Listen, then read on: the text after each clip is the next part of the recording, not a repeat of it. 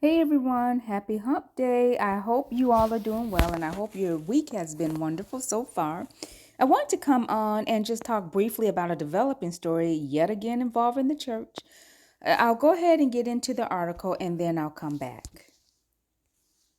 A woman who alleges International House of Prayer Kansas City founder Mike Bickle wooed her with scripture when she was just 19 and he was 42, then made her a kept woman for several years as he established his ministry, says he did everything with her sexually except intercourse.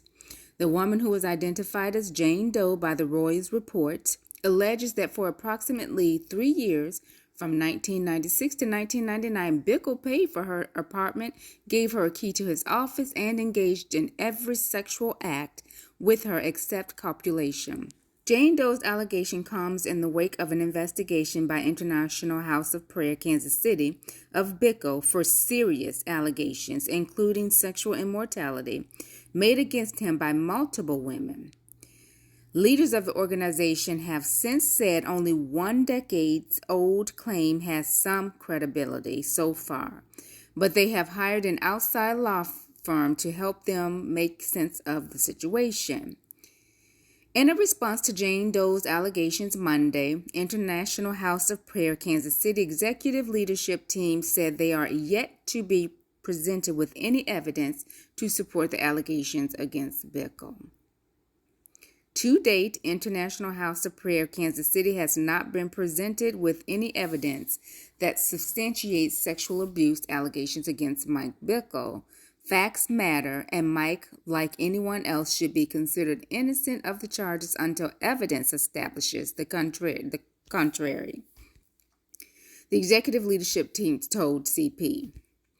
Jane Doe alleges that she previously shared her allegations with International House of Prayer Kansas City, and in her account to TRR, she explained that her father was a friend of Bickle, and she moved to Kansas City in 1996 to work as his intern.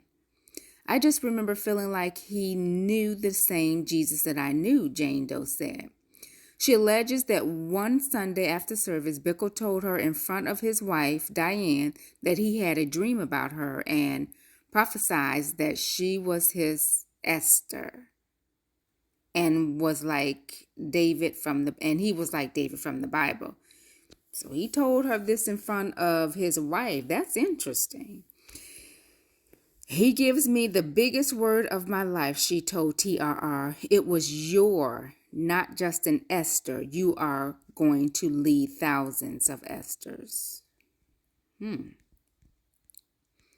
After he delivered that powerful word to her, Jane Doe alleges Bickle called her a few weeks later from Asia with another word from God. But this time, she said he sounded drunk.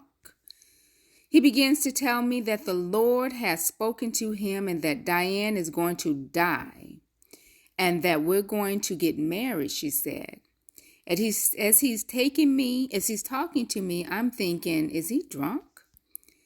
And he did start talking about the alcohol that was in the refrigerator that he had been drinking.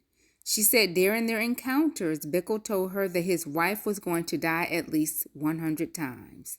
That line, that Diane, his wife, is going to die and that we're going to get married, he at least said that to me 100 times, she said.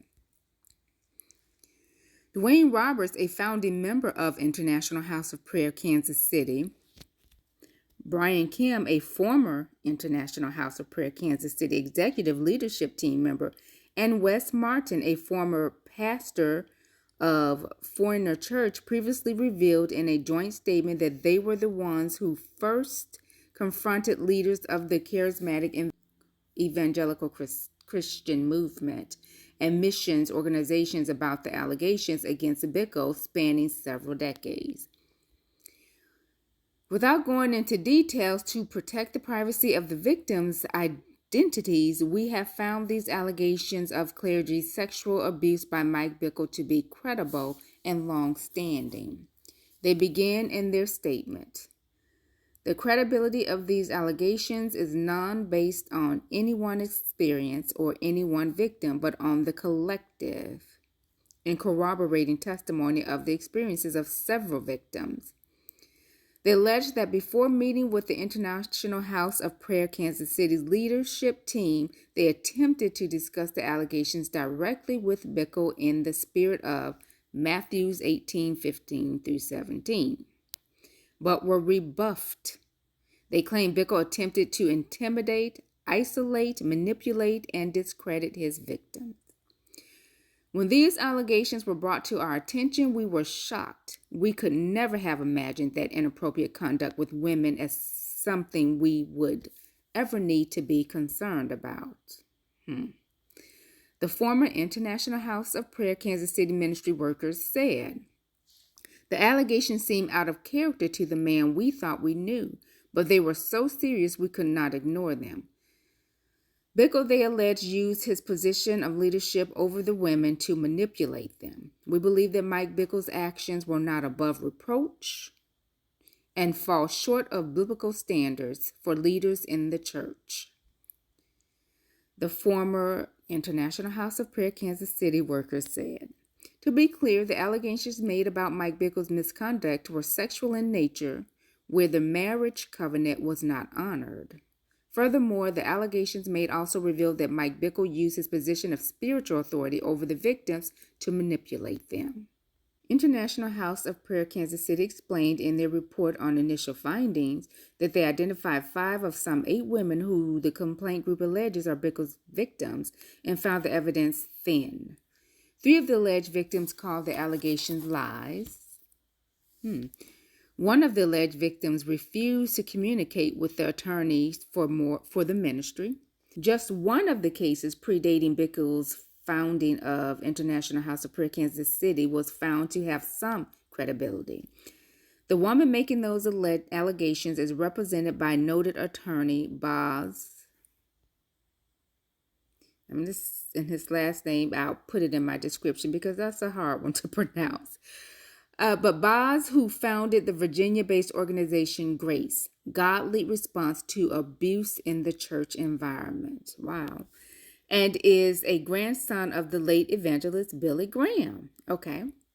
So International House of Prayers Kansas City leadership team noted that even though the advocate group had initially pushed for the ministry to hire Grace to investigate the claims against Bickle, they could not hire Grace because of the Boz representation of the alleged victims. The advocate group has repeatedly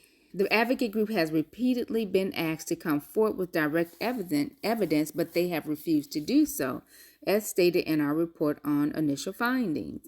The advocate group allegations were also presented along with a list of pre-prepared demands to prevent escalating levels of disclosure.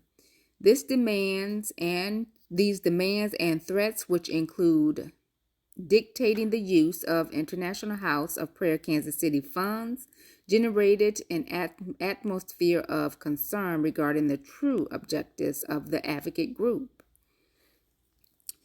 International House of Prayers Kansas City told the CP Monday, in the past few weeks, people associated with the advocate group have publicly called for the International House of Prayer Kansas City, ELT, to resign and be disbanded. We remain committed to verifying the remaining allegations and are in communication with multiple third parties to assist. We ask for patience. There is much at stake in getting the truth. Now, Mike Bickle is the founder of the International House of Prayer, an evangelical missions organization based on 24/7 prayer with worship.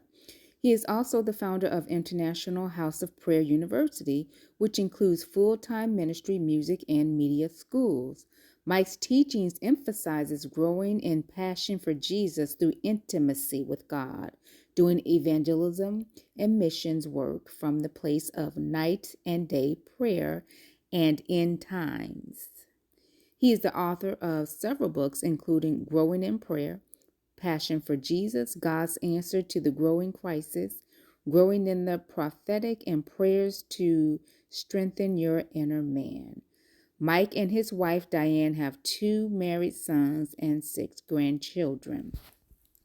So that's just a little bit about who Mike Bickle is as we get into this and continue to follow this story. So this is a story that we will continue to follow. It seems that no matter the denomination, how big or small the church is, the church affiliation, there's never a shortage of these kind of scandals in the church. And it's so unfortunate. But again, this is a developing story, so just stay tuned. And as always, I am my sister's mirror. Talk soon. Bye.